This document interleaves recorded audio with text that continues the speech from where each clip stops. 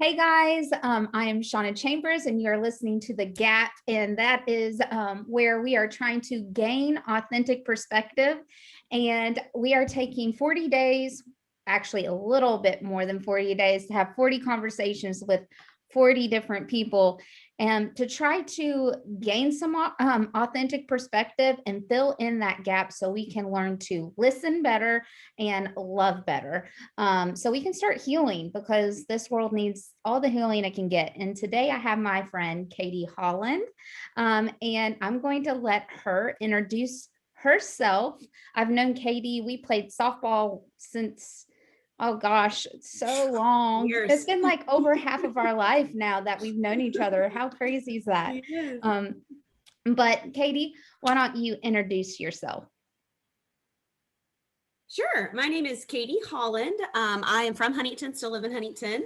And like Shauna said, we've known each other for a long time. And Shauna has always resonated just warmth and kindness from the time we were tweens.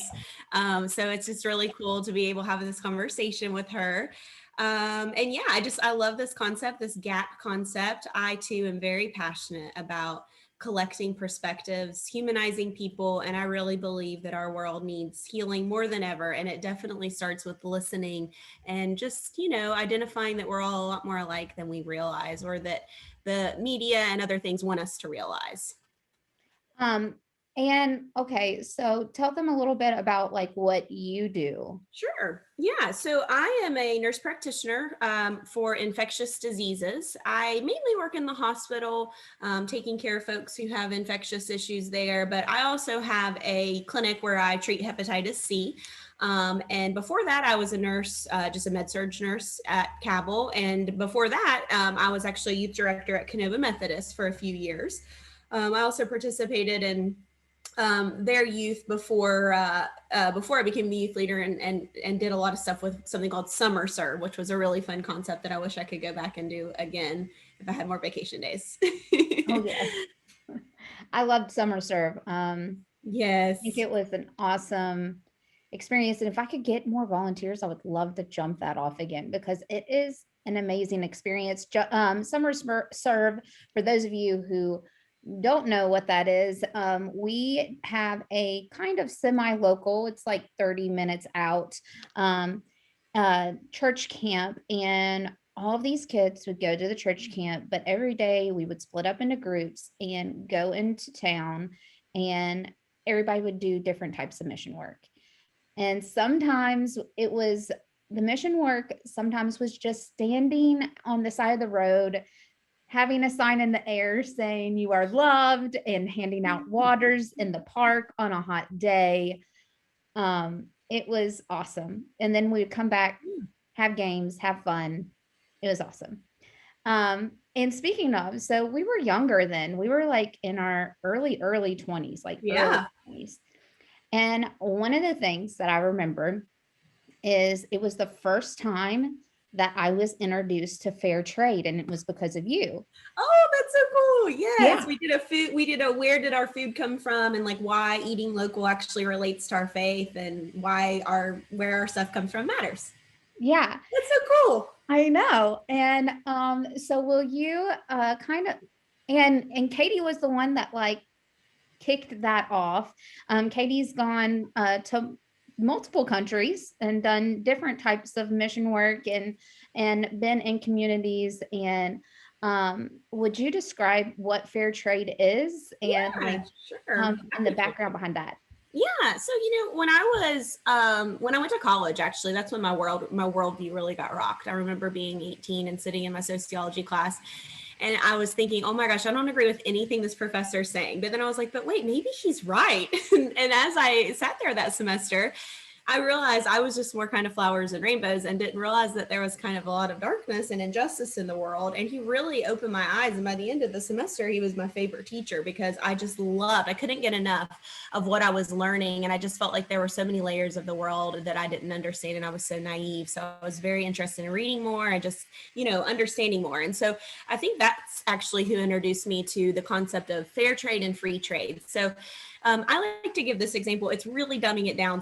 But I think it kind of paints the picture I know there are more complexities to it. That's what I mean by that. So I don't want to sell it short, but let's say, and by the way, the two things that mainly I talk about with fair trade are coffee and cocoa beans. Those are two of the biggest culprits that involve like child labor and really very unethical labor practices.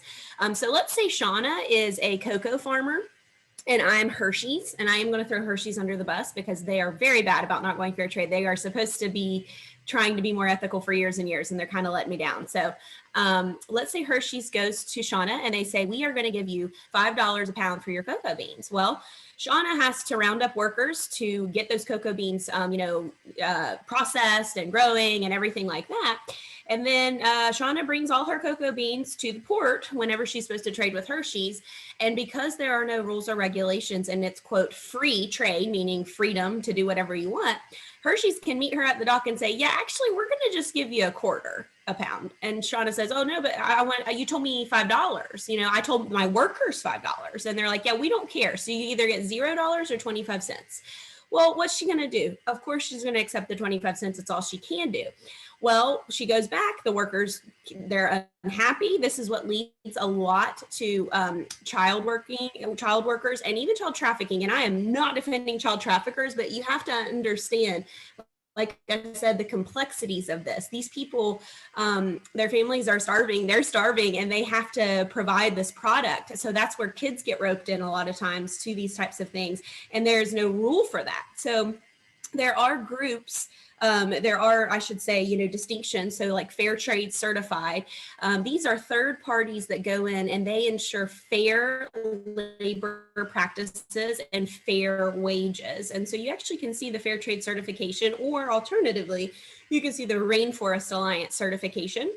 These are on chocolate bars, they're on coffee. If you look for it, you will find it. And you can even Google it to see what you're looking for, but it's right under your nose. It's at Kroger, it's at Target, wherever you shop, you can see it there. And if it's not distinguished as that, the chances are there is some darkness to how it's obtained. Let's just put it that way. And there's a great documentary, it's online, it's free.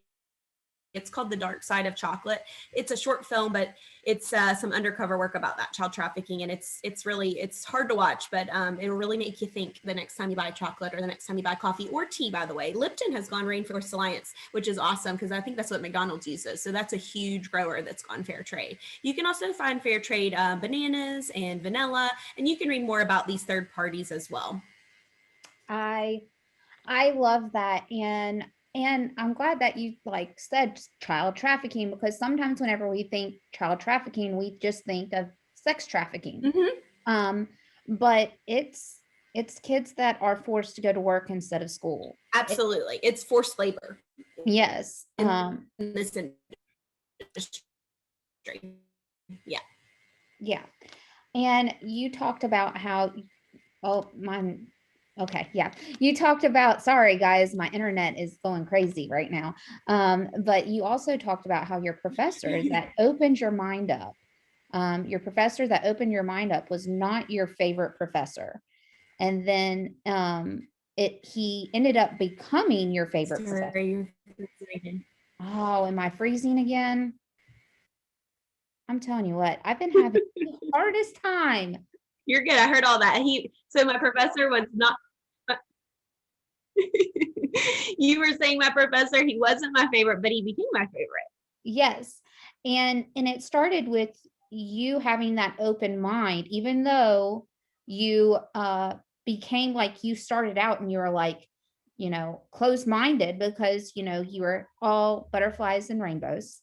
Mm-hmm. But it forced you to start reading. What are some of your favorite books? And it doesn't have to pertain to that, but just favorite books that have opened up your mind.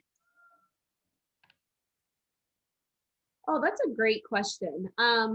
Well, during that time, I remember some of the books I was reading, like Shane Claiborn, Irresistible Revolution, and I was reading a lot of Rob Bell and Don Miller, things like that. I also, this is almost more of a reference book, but when I went to Costa Rica on an interfaith group thing in college, there was a professor there, or excuse me, a pastor there, Methodist pastor. He has written a book called Kissing Fish, and the idea is the Darwin fish kissing the Jesus fish.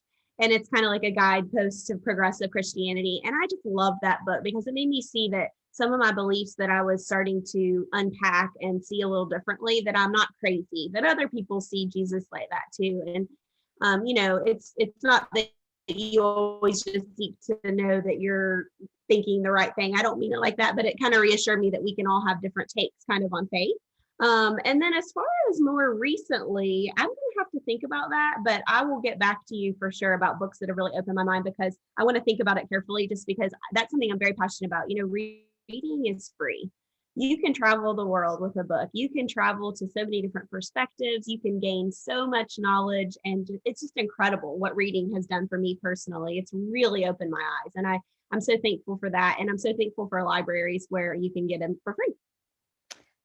I have to agree. Irresistible Revolution, well, with Shane Claiborn, totally mind blown me. Like, Me to the point where I was like, oh my gosh, the world could work like this if we just like, and there would be no starvation. There would be like, it would be such a peaceful place if we put down our selfish ways and picked up. I'm not even going to tell you guys because I want you all to pick up that book, because it makes you uncomfortable. But that's the whole like beauty of it. It's like, oh my gosh, of course, like your whole world that you have thought that this is what you're supposed to be working towards. It's like, whoa, maybe that's not what I'm supposed to be working towards. Like, maybe I should be opening up my mind not only to conversation, but how I can help and not think of anything in return, knowing that maybe long down the road, that person might be able to help me with something that I wouldn't be able to do, whether it's fixing a house or cleaning up your yard or anything like that. Like, it's beautiful experience, beautiful book. I loved his take on Mother Teresa and his experience in Calcutta. Oh, all of it. Um, so Katie, Yeah. um, And he's like he is still active. Oh, sorry, go ahead. no, go ahead. I didn't know. I haven't followed him in a while. Well, his new passion is really he fights the death penalty with a lot of nuns. He's very passionate about the not only racial inequalities, which that's a great whole other topic of his spiritual take on the death penalty. And I did think of a few things that I would recommend to everyone to read, and that is, Brian Stevenson, Just Mercy, which I feel like you've read that, Shauna. Have you? Did I remember you asking or Yes. posting about that? Oh, totally awesome. On that same realm, The Sun Does Shine, Anthony Ray Hinton, the same racial injustice, very open, very, very enlightening. And the story, it's his story, and it's written by him. Also, this is an audio edition, so it is not a book, but it's Brene Brown, and it's my favorite piece of her work. It's called the gift. Well, hang on, yeah, the gift of vulnerability, or the art of vulnerability. The gift.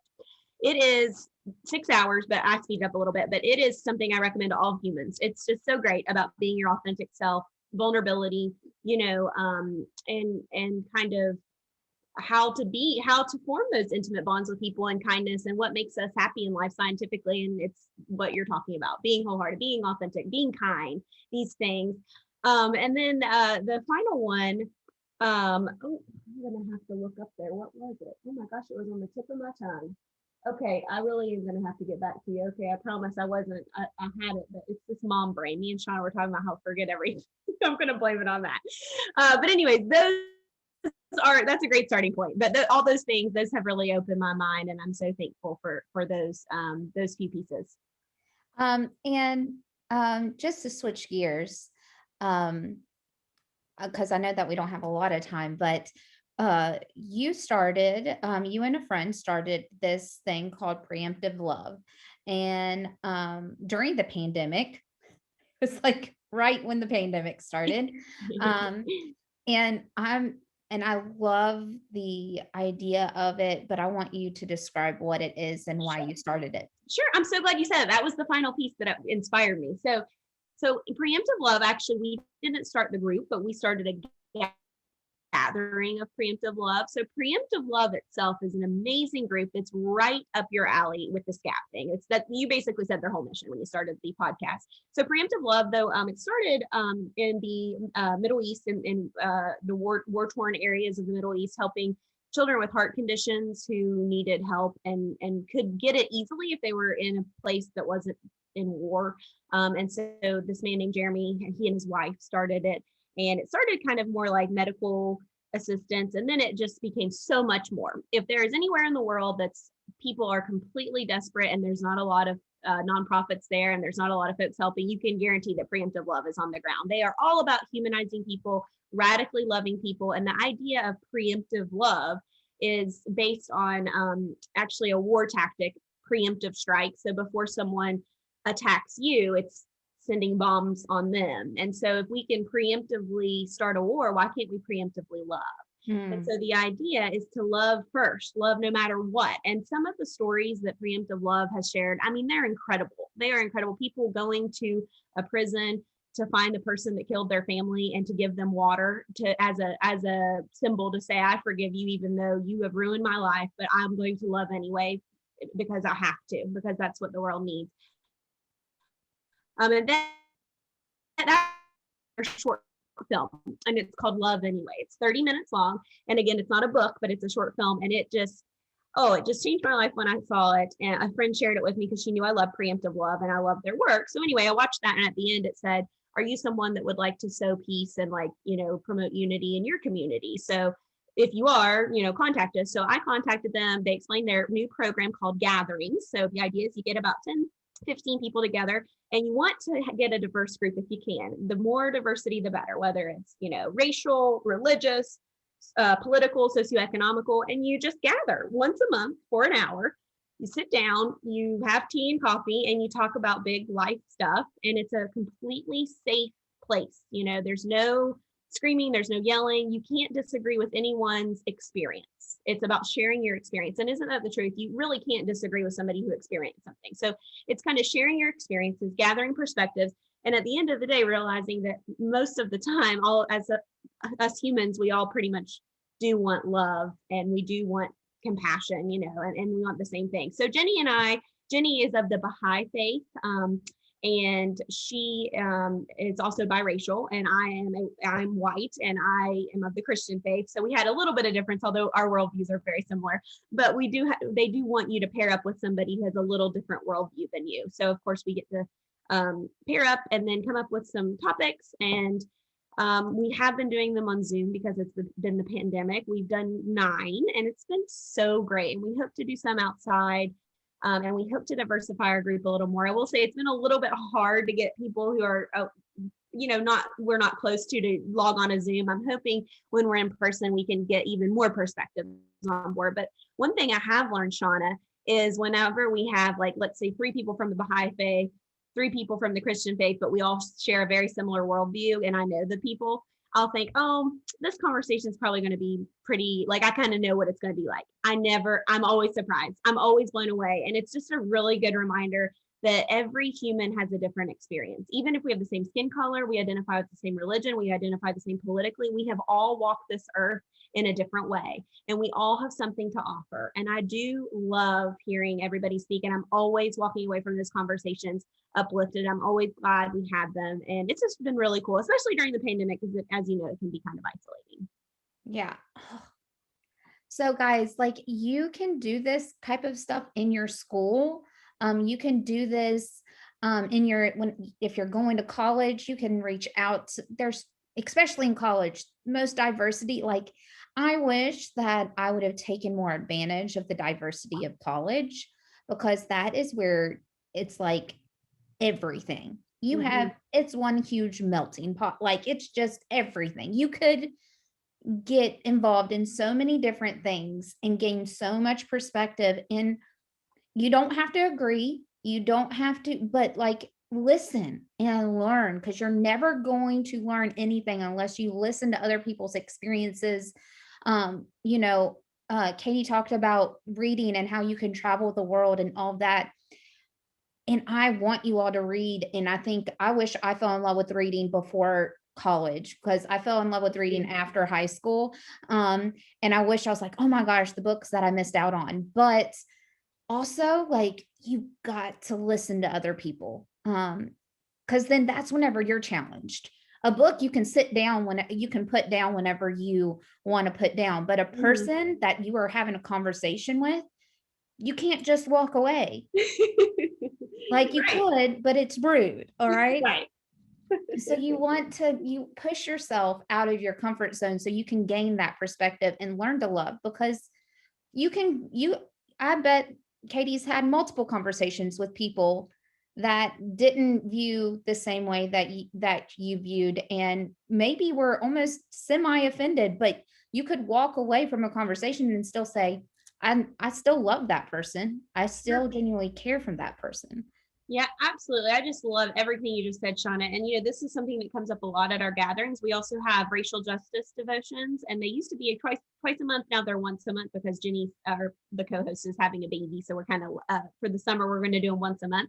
But at the end of all of these talks, we always just kind of give each other examples of how it's going talking to people different than us, and ways we can love people better. And just to give you guys some tips so it's not overwhelming, when people offend you, or people say things you really disagree with, you don't necessarily even have to be silent. There are ways to say respectfully, well, that's your opinion. I see things a little differently. And then also, one of the best ways to get to know somebody is not to dive right into politics or religion, but find what you have in common. So, for example, I work with a guy who we have a lot not in common in terms of our worldview and our political view. It's very evident. But what I focus on chatting with him about? Gardening and his son and his family, because we have those things in common. And 15 minutes will pass and we'll be talking about tomatoes, cucumbers, his son, my baby. And I'll leave that conversation feeling good, feeling warm, feeling a lot better than if we argued about immigration or something. I mean, you know what I mean? And we feel more connected, and those tiny moments bring you more and more together, so that one day, if you do want to have a hard conversation about immigration, you love that person. You're not going to be mean to them. You're not going to speak harshly to them, because you have a foundation with them. And that's why the internet can be kind of dangerous. It's commenting on things and arguing with people, because it's so important to be relational. It's so important to let people know you love them before you can discuss different worldviews and things like that. It's all about finding this commonality.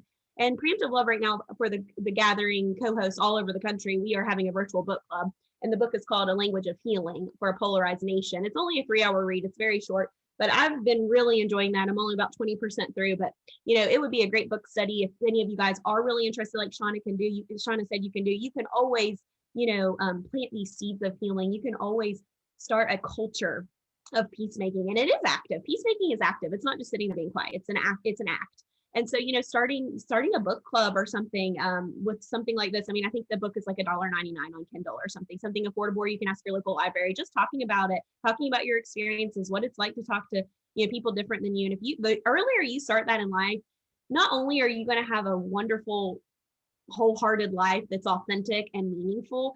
I mean, it's helpful in every area, to be honest. I mean, as a professional, if I got mad at every person that disagreed with me, or every patient that said something that bothered me, it would be very difficult for me to live in the world as a professional. So it honestly has lots of advantages. It'll just make you a better overall Zen human who has more meaning in their life. And you'll be happier all around. Like, yes, you will. like, you won't have this hate-filled heart. Even if you have a hard conversation, when you build someone up before you tear them down, you have that foundation that is harder to break, instead of just pushing each other down and digging a hole and just burying. That's what, like, social media, especially during the election and stuff, I just feel like each side was just burying the other. Absolutely. And it's toxic. Yeah. So learn to love. And even if if you're going into a relationship, or you're going into like the friendship or whatever, or even you don't have to be like super friends, but like you're going into a conversation and that you have different political views, or any type of religious views or anything like that, don't focus on that first.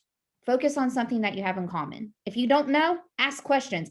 People Sure. make fun of me because I ask so many questions. Love Great. asking questions.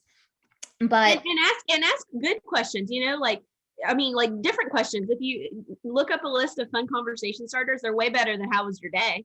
Like when yes. people's birthdays come up, I like to say, tell me your birth story. And people are like, wait, what? And I'm like, come on, let's talk about it. And then we all talk about our birth stories. And it's like, it's fun to ask unique questions. I think Bob Goff talks about that. Like he asks people, if you had a mood ring on, what color would it be? Things like that. They're fun to do. And it just, like you said, it creates a happier heart. And also assume the best of people. During the election, I actually was talking to a nurse who I know voted for the person that I didn't vote for last election. And she said some comment, and I said, just so you know, so-and-so, I'm a Democrat and I'm pretty darn liberal. And she's like, oh, you are? And I said, yeah, what do you think about me? She's like, I love you, Katie. And I said, well, I love you. And I know you voted for well, I'll just, obviously, I know you voted for Donald Trump, but I don't think that I love you. So when I think of Trump supporters, I'm going to think of you and how people are complex. They're not defined just by who they vote for, but they are defined by a lot of other things. And when you think of a liberal, please think of me and don't just think of people that you think are extreme. And she's like, okay, I promise I will. And so I think we all have people in our lives. I know my family is definitely not all one political way, but I think of them as people first, not their political beliefs. And that's what I think everybody wants to be defined as, right? I hope you guys don't define me as, just my title, whether you don't define me as a nurse practitioner, you don't define me as a registered Democrat. I'm so much more than that. And so are you, by the way. You are a beautiful, wonderful soul that is not defined by any label. I love it. And last question, because I know we got to get off, but speaking of questions, I ask everyone this question.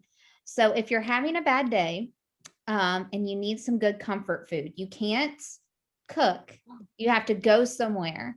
Where would you go and what would you eat? Oh, girl. Oh, that is so hard. Okay. I think I'm going to go with Taste of Asia curry. It's warm to my soul. I've eaten it many a times, having a bad day in bed. My husband's brought it to me. That's my jam. I love it. Good question. That's like one of the, I always say, you can't argue with people over, at the dinner table. Another great topic, Shauna. Yeah. Food. Yes. So that's another girl. Yes, I love it. So I ask everybody that question. Ask multiple different types of questions. And I could talk to Katie for hours about things from her wedding, whenever her and her husband washed each other's feet, to her mission trip experiences, to so many other things. But I know that we only have a short amount of time, but I just want to thank you. I haven't asked yet, but I'm going to ask. Would you be willing to pray us out? Oh, absolutely. Okay. Absolutely. And also, though, I just want to say thanks for having me, Shauna. And for those listeners, you guys are just absolutely blessed to have Shauna in your lives and challenging you in these ways that I wish I would have been challenged. I think that she is just making your minds wider and your hearts even bigger. So I hope you guys take her guidance to heart. And I really just can't echo it enough. And thank you so much, Shauna, for having me. Of course. And thank you. Right. Yeah. All right. God, we come to you today just with humble hearts. We do want to listen better. And we do know that this world is just yearning for more love, more unity, more peace. And I just pray that we open our hearts and that we are those peacemakers and we say yes to those calls. We say yes to those hard conversations. We say yes to those books that may rub us the wrong way. And we say yes to loving every single person that you've put on this planet, because that is what we are called to do. Thank you so much. And we hope you guys have a good day. I kind of turned the prayer into a sign off. So anyways, in Jesus' name, amen. Have a good day. That's what happens when I open my eyes in the prayer. I love it. I love it. And guys, I know I asked about, I know I ask about advice and stuff, but Katie just gave you a whole bunch of advice, from reading to listening to asking questions, all of that. So I hope you take that, and I hope you start to gain a little bit of authentic perspective. If you haven't, pick up a book, find a friend, find a stranger, have a conversation, and start filling in that gap. And let's love each other hard, and begin that healing. Stay phenomenal. And until next time, I love you all.